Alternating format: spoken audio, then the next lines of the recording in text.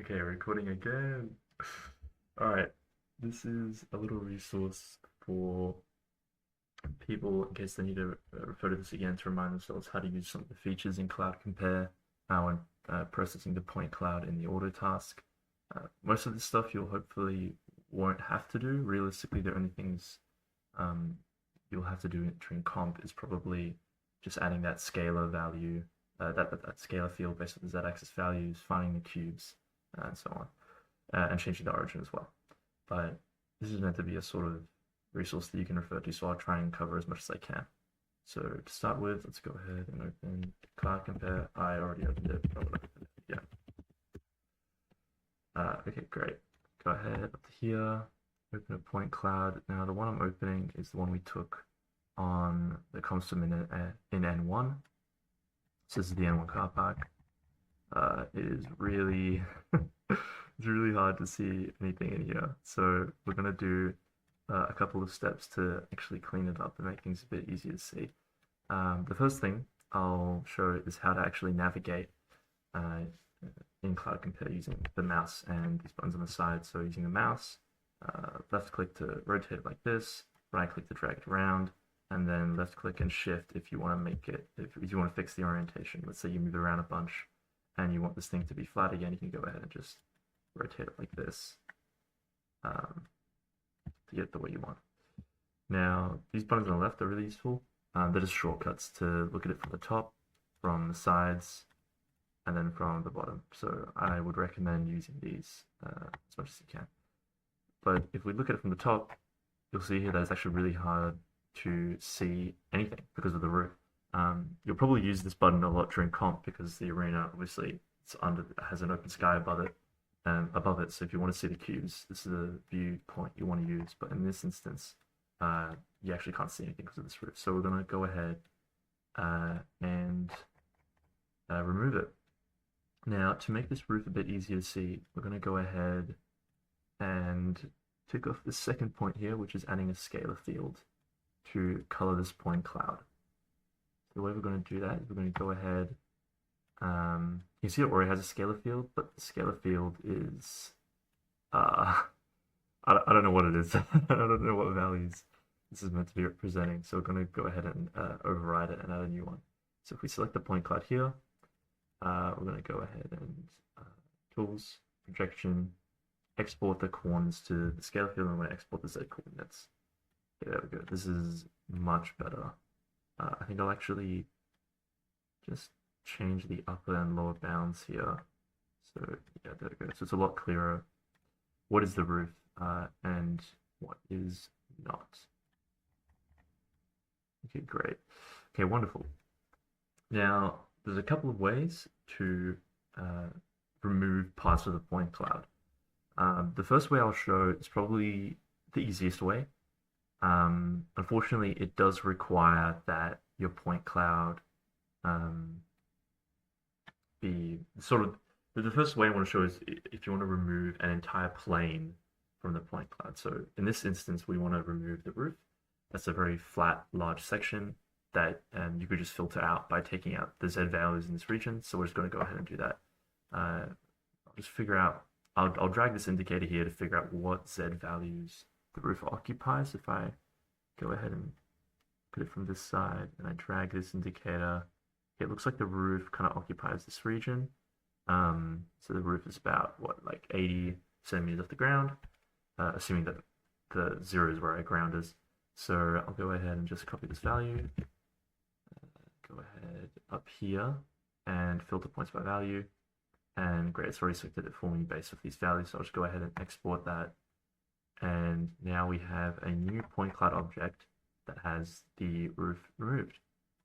And this is much, much easier to look at. If we want to use that top view now to see what's going on, you can see that's a lot easier. And that old point cloud is still there if we want to go back to it for any reason. But for now, we'll just use this new one. Now, actually, before we do that, I'll go ahead and show you the other way that you could potentially remove these points. So another way you could do it, which you hopefully won't have to do at comp, but just in case. Go over here to the side, and there's this broom tool. Now, yeah, this broom tool works by creating a sort of broom or rubber. You sort of select 2 points and it'll create this rubber, this little broom, just a little eraser at the point you selected. Now, what will happen is I can drag this and I can go ahead and select points that pass through this eraser.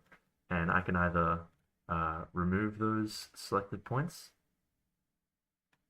and then go ahead and export that, or I can go ahead and untick that.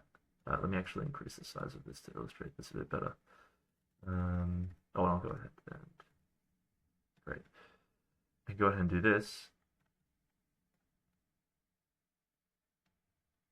And then if I untick remove, I just click apply, it'll actually go ahead and keep that area that I've erased instead. And I can go ahead and press validate, and then it'll export it as a new point cloud. So what that would look like if we wanted to remove the roof is if I go here, enable that so I can see what I'm looking at. Let's go ahead. The roof is, oh, wonderful, we have these. Great, so this is the roof. Go ahead and create my eraser.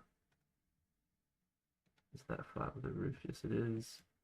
I want to remove the area I've selected. So yeah, I'm going to take remove selected points. I'm going to change the dimensions of my eraser. So I want it to just be inside this little block.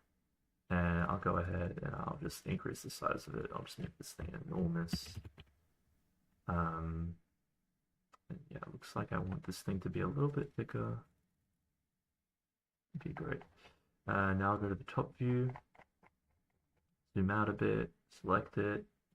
Make sure I take that, select it, drag it around. Great, there we go. Great.